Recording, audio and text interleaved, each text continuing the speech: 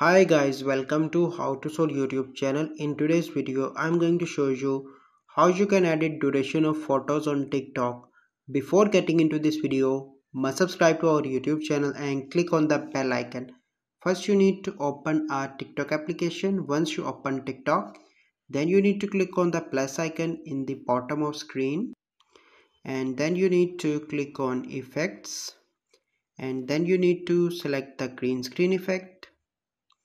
And here you can see that the plus icon shows you can select any photo from your gallery.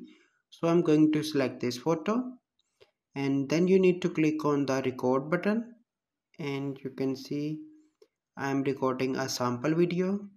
So you can see that now this picture duration is 4 seconds. So by following these steps you can easily edit duration of photos on TikTok. I hope you find this video helpful. If you find this video helpful, must like this video, subscribe to our YouTube channel for future videos. We'll see you in the next video. Thank you. Have a good day.